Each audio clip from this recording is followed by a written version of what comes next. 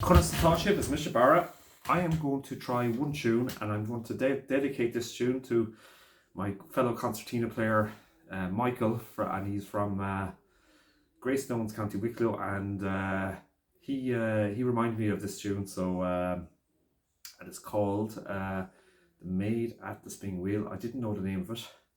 I played it, or it's a tune I played, but when I looked it up on the internet, and sure enough, that is the name. So I'm time limited today, so I'm just going to play it once. I'm not going to talk about the ornamentation, but there's loads of ornamentation you can use on this, and the key on ornamentation on the concertina, the first thing is to know the keyboard. I keep saying it, know the keyboard. When I talk about the keyboard, write out the layout of your concertina, where the notes are, etc., and be so familiar with them that you can interchange them. So I'll give you one example. So for example, so you've got a G on the left hand side, you've got a G on the press.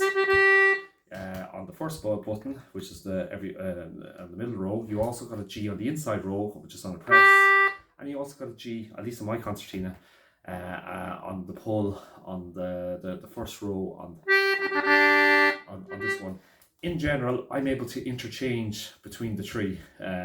So whatever style you're playing, if you're able to interchange between the notes you use, it gives you more, I suppose, more scope for variation the sound, the style you're playing, etc., etc. Same for all the notes. Like so, there's two Ds. High Ds on the concertina, and there's one on the middle on the right hand side on the middle row, and there's one on the left hand side on the inside row. Be able to use both, so because it gives a different sound. It can be used in different ways, and the same for every note in the concertina if they're replicated. So all I'm saying, without going through every note, but know the layout of your concertina in general, where the notes are, the structures, and being able to have the dexterity in your fingers to be able to move between them, and that takes time, of course, to develop. Another thing is to think of neuroplasticity. It's almost like if you practice rolls, ornaments, etc. as drills,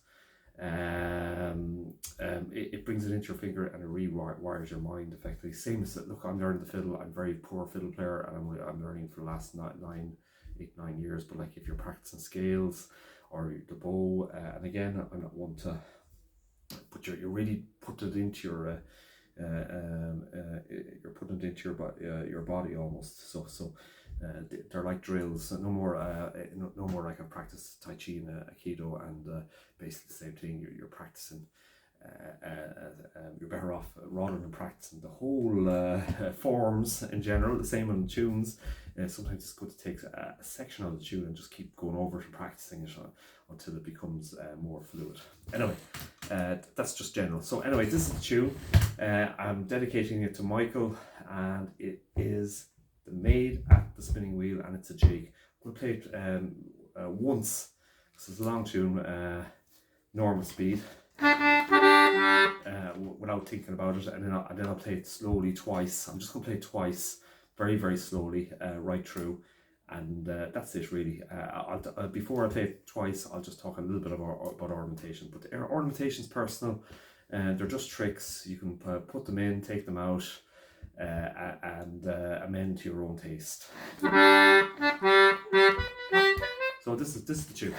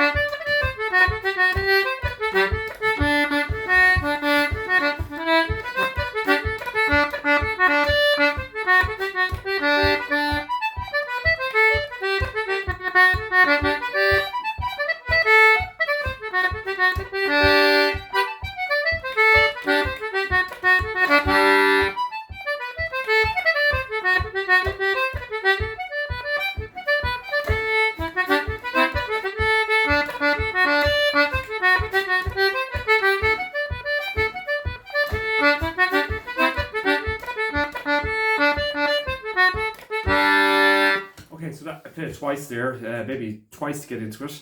Again, it's a very long tune, so I'm going to play it very, very slowly now. Just in terms of ornamentation, what can you use? There's loads of ornaments you can use. You can. I use the bellows a lot now in the playing because it can make it it can accentuate the rhythm. So it's every so often. I think that's a judgment call. Double octave playing, that's like playing a low note and a high note together. Do that a lot. And then a few harmonics you can put in, like D and G. Again, that always depends on the key of the tune. Be aware of the key of the tune that you're playing in, because you can also change that to D, F, A. It's in D. Other in terms of other things, there's grace notes, kind of rolls, so and triplets, like that's just an example. So G, you find this in a lot of tunes where instead of going, so it's putting in a quick triplet, which is a BAG. Now you don't have to do it all the time. Every so often you can put it in. You can there's other grace notes, like there's loads of grace notes you can do. Generally speaking, grace notes for for example, a B grace note is a BDB. So instead of going a B, again, it all takes have you got the space to put it in, and does it sound okay when you put it in? But a grace note is putting a very quick D into it, so it becomes BDB instead of B, a longer B. So it's like. Same for A. So it's they're the type of ornaments that you can put in. Anyway, I'm going to play this tune very, very slowly, but just twice. And I'm just going through all the parts. It's a very, very long tune, and it's called The Maid at the Spinning Wheel, and the notes are widely available on the internet. So here it is.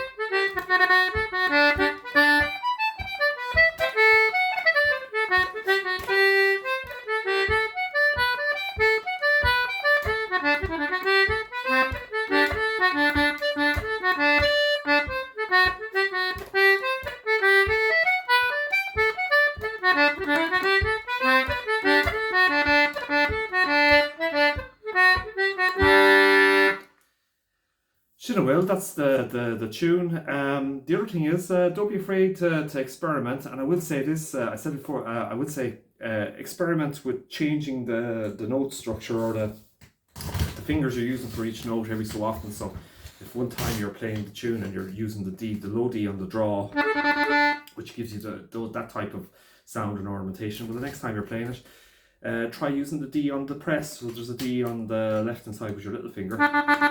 Because again, it gives you a different sound because the ornamentation is slightly different, and then it changes where the notes are coming from in terms of the sound, and then it also restructures the tune so that it can sound different again. So don't be afraid to experiment, particularly when you're practicing.